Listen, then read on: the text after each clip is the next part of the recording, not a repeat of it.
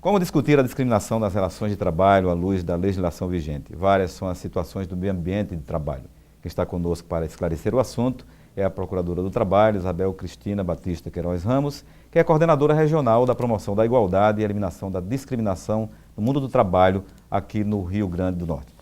Procuradora Isabel Cristina, é um prazer recebê-la mais uma vez aqui no nosso programa de trabalho do TRT do Rio Grande do Norte. Obrigada. Isabel, quais são, nas verdades, as formas de discriminação mais recorrentes nas relações de trabalho e o que o Ministério Público do Trabalho tem feito para combater, né, esse mal que é sempre recorrente no ambiente de trabalho?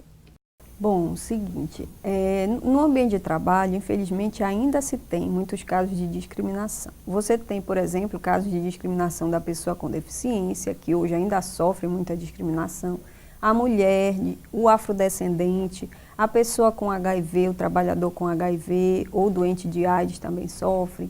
E tem também a discriminação hoje em dia muito recorrente, é o assédio moral, e aquele trabalhador ou delegado sindical que luta por seus direitos, que vai buscar, que entra com ações, que denuncia, ele também tem sofrido discriminação no ambiente de trabalho.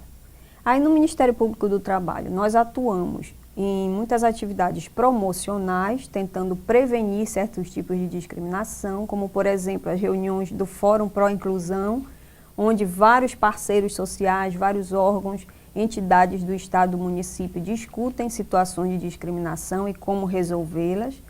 Também temos a nossa atividade dos inquéritos às ações civis públicas. No ano de 2013, por exemplo, foram instaurados quase 300 inquéritos envolvendo o tema discriminação. Uma quantidade significativa, né? É. Então, Isabel, que associação nós podemos fazer entre discriminação e assédio moral, né? Quando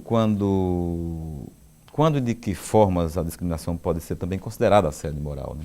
Sim, o assédio moral normalmente tem um fundo discriminatório, porque quando você humilha alguém, quando você diminui alguém no ambiente de trabalho, é porque você não está aceitando a diferença daquela pessoa, não está dando à pessoa o direito a ser diferente, ou seja, o direito a ser mais lento, o direito a ser de um grupo vulnerável, como por exemplo as mulheres, os afrodescendentes, não está dando a essa pessoa o direito a desenvolver seus potenciais.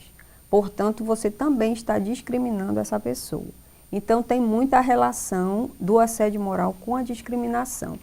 E sempre que você é humilhado porque estão lhe apelidando de alguma coisa, estão desrespeitando o seu momento gravídico, por exemplo, se for mulher, você pode estar sofrendo também o assédio moral junto com a discriminação. Muito bem. Neste ano, o Ministério Público do Trabalho entrou com uma ação aqui na Justiça do Trabalho contra o Banco Itaú, que foi condenado ao pagamento de 5 milhões por dano moral coletivo.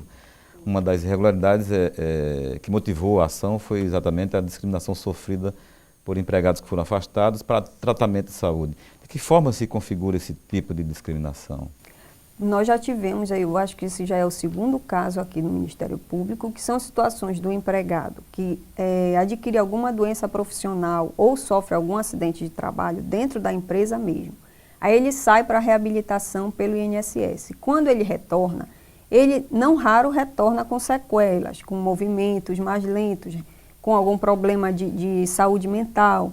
E a empresa começa a ser intolerante com aquele trabalhador, coloca ele, por exemplo, afastado dos outros, num local isolado, começa a dizer que ele não tem direito a entrar na internet, que ele não tem direito a isso, fazendo diferenças para que aquele trabalhador comece a se sentir mal e peça a demissão.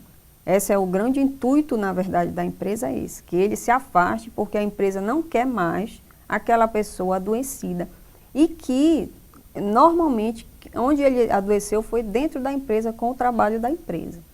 Então, é isso que vem acontecendo com pessoas que têm Lerdort, por exemplo, que adquiriram Lerdort no ambiente de trabalho, pessoas que sofrem de depressão, que têm algum problema mental, assim, em função da pressão no trabalho, em função das jornadas excessivas. Quando retornam para ser discriminados. Esses são exatamente os sintomas que são identificados quando o trabalhador sofre discriminação no trabalho? Tem muitos sintomas assim, o trabalhador começa a perder produtividade, o trabalhador fica desestimulado, Começa a adoecer mesmo, doenças de saúde, começa a ter depressão, às vezes chega até ao suicídio, como no caso dos bancários, né? Que já tem um estudo que pelo menos 20 bancários se suicidam por dia, em função das pressões no ambiente de trabalho. São estatísticas alarmantes, né, até? É um estudo da UNB. Doutora, a quem cabe, num caso de discriminação no ambiente, uma ação da justiça, a quem cabe o ônus da prova, né? Bom, indícios já são suficientes para que o judiciário venha entendendo que há discriminação. Indício, porque normalmente se provar cabalmente atos discriminatórios é muito difícil, porque você vai ter com certeza que gravar conversas, e nem sempre isso é autorizado. Você vai ter que ser muito perspicaz em obter testemunhos, e esses testemunhos às vezes não querem ir à justiça por medo de perder o emprego, medo de sofrer represálias. Então, o que acontece?